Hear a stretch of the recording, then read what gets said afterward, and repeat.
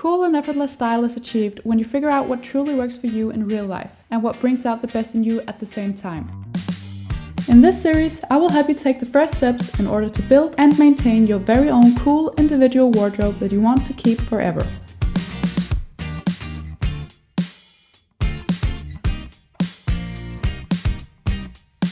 Hi guys, and welcome back to a brand new series here on my channel called The Effortless Style.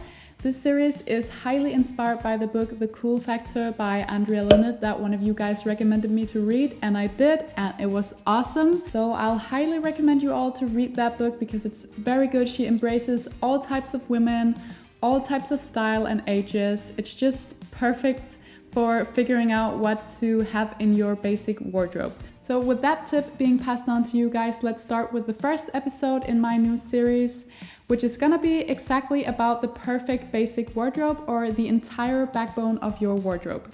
Now, I'll have to remind you, as with everything else here on my channel, this series is based upon my own preferences and my own style. But feel free to translate everything I say and transfer everything onto your own lifestyle, because you can follow these rules no matter what kind of style you have.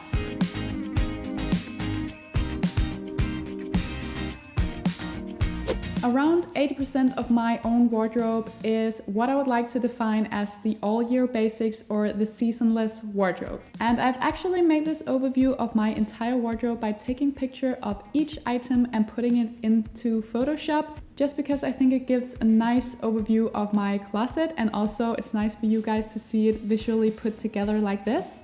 I personally have around 32 items in my basic wardrobe without bags and accessories, but this number may be different for you. This is just the number I've been working around. I know that some of you may have seen my basic wardrobe about 100 times by now, but I haven't ever really explained why I have chosen the items I have in my wardrobe. So this time I'll be going through each category and just explain why I have chosen the way I have. So at the end of this video, hopefully you'll be able to figure out how to build your own basic wardrobe as well.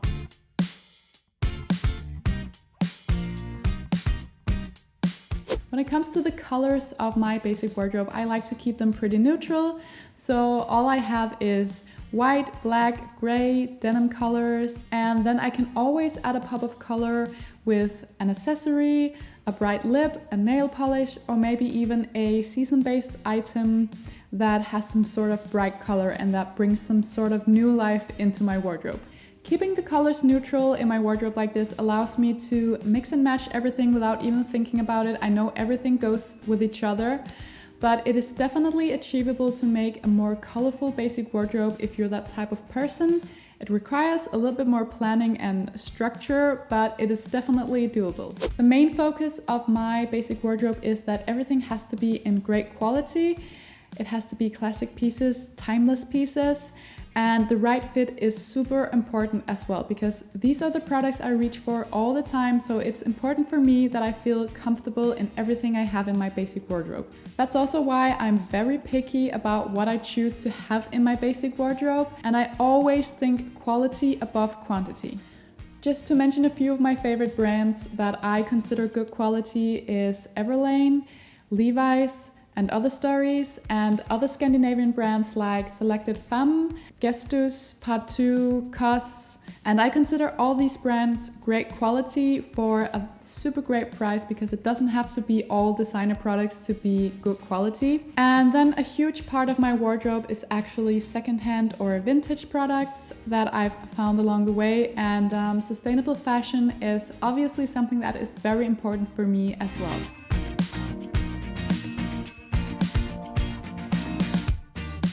So my absolute must-have coats and jackets in my basic wardrobe is, first of all, a classic trench coat and a heavy wool coat. These are perfect for any occasions and also during the entire year.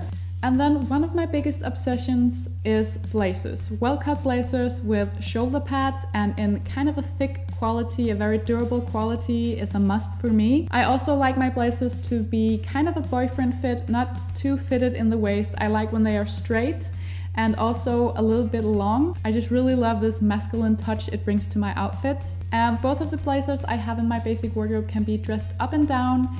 Then of course I have my denim jacket and my leather jacket, and these are just perfect for the transitional periods during the year, but also sort of another kind of blazer. I actually often wear my leather jacket as a blazer when I'm working at the office. And also these are both more edgy jackets that you can put on top of any outfit that is too something, too girly, too fancy, or too anything, and it just immediately balances everything out, making it more cool and more casual. My biker jacket is a super old piece in my wardrobe. I think it's around 6 years old, and I bought it secondhand back in the day, and I just love it so much.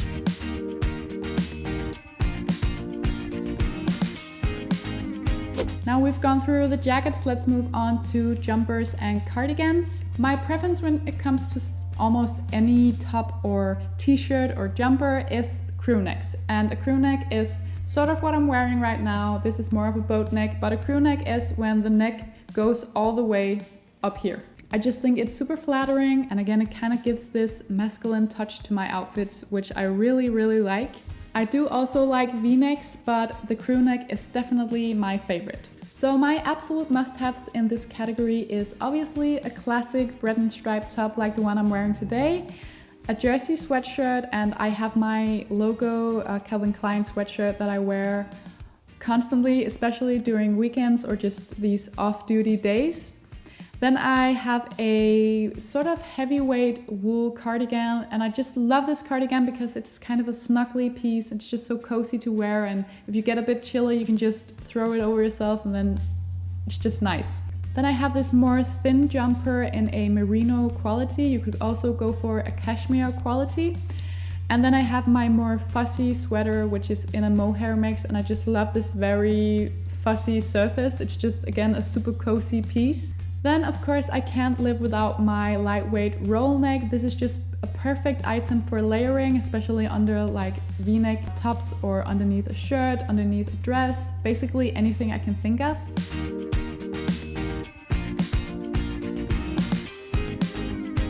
When it comes to t-shirts, again, I tend to choose the crew neck just because I really like this masculine touch that it adds to my outfits. And I always go for 100% cotton t-shirts.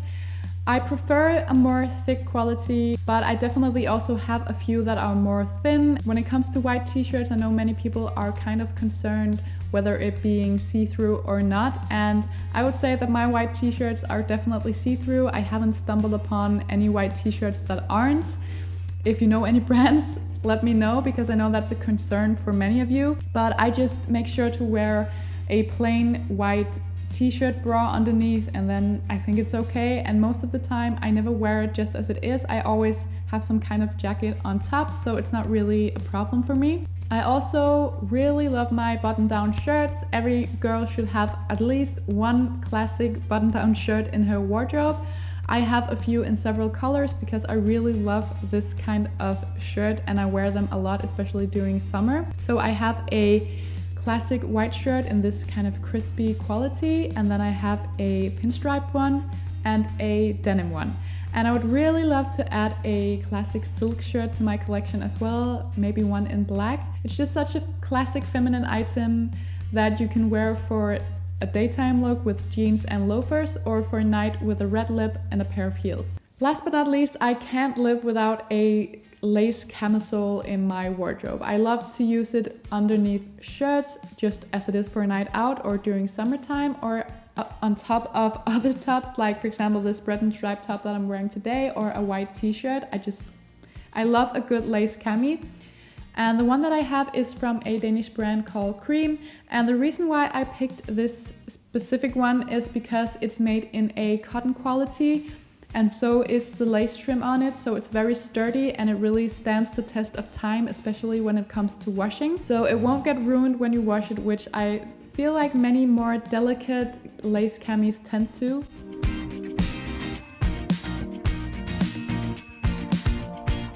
Now, when it comes to dresses and skirts, some of you are probably wondering why I only have one dress and one skirt in my basic wardrobe. And let me be honest with you, I am not a dress girl. I don't reach for my dress all that much. I do have a classic little black dress and my vintage mini leather skirt though, because it's just nice to have these more feminine items to reach for if I do feel like being a little bit more feminine one day, but I definitely wear jeans and trousers way more than I wear dresses and skirts, and that's just something that I figured out. There's just no need for me to go out and purchase a whole lot of dresses and skirts because I won't be wearing them, and that's kind of part of this whole cool factor, effortless style, is that you're gonna wanna have products in your wardrobe that you want to wear and that you reach for all the time. So be honest with yourself, that's probably the best tip I can give you.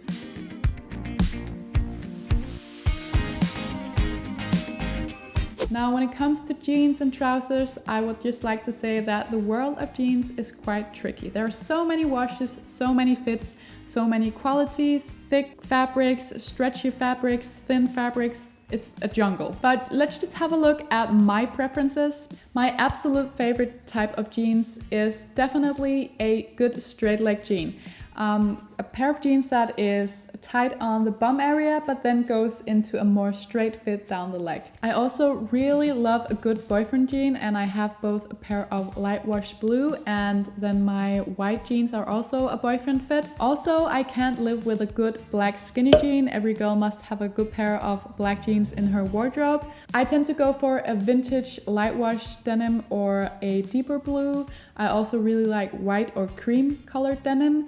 And then I really love a washed out black as well. And also most of my jeans have some sort of a raw detail, like a raw hem or a rib on the knee. And I just tend to go for jeans like this because I love pairing them with more well-cut items like my blazer. I just love the contrasts. Also, when it comes to the length of my jeans, I like ankle cut jeans.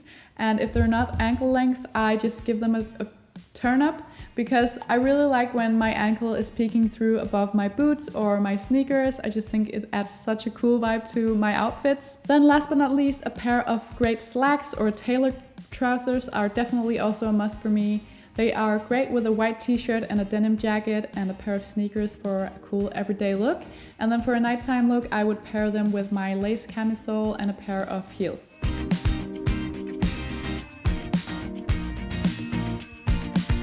So let's move on to the final category that I'm gonna go through today, which are shoes. And like Andrea Linnet says in her book, The Cool Factor, the shoes set the entire language of your outfit. So here's an outfit, and I've tried to pair it with 3 different types of shoes. First, we have a pair of white sneakers for a more casual off-duty look. Then I've paired it with a pair of edgy boots and then a pair of heels. So you can sort of see that the shoes add a totally different vibe to every outfit. Shoes are important. So my must-have basic shoes are a couple of sneakers because comfort is everything for me. Then I have a pair of classic Oxfords. You could also go for a pair of classic loafers instead, or maybe both. Both are very cool for a comfortable look, but a more classic look, and they're cool to pair with jeans and more edgy elements. Then I have a pair of Chelsea boots and a pair of more fancy boots with a higher heel that I use to wear on a night out. And then last but not least, I have a good pair of heels. Now, just a few words about heels. The heel height is such an important number to consider. I have found that my own magic number when it comes to heel height is around 6 centimeters, because everything above that is just super uncomfortable to me. And I've just found that this measure gives me the height I want, and it lifts me just enough for me to feel fancy and feminine, but at the same time it's a super comfortable height that I can wear all night. So that's it for this very first episode in my effortless style series, and I have a bunch of other great videos coming for you in this series as well. I think I have ideas for around like 6 different videos. So remember to subscribe to my channel so you won't miss out on the next episode in this series, which is going to be all about accessories, bags and jewelry, my go-to items in that category. So I hope this gave you plenty of inspiration on getting started with your own basic wardrobe. And again, I would really like to highlight the book The Cool Factor by Andrea Linnet, and I would highly recommend you all to read it, again, especially if you don't share the same style as me 100%. The book will definitely be helpful to you. So last but not least, I want to thank you guys so much for watching, and I hope to see you all in the next one. Bye guys. I know that some of you may have seen my basic wardrobe about 100 times. My leather jacket, my leather, I can't say leather. My biker jacket.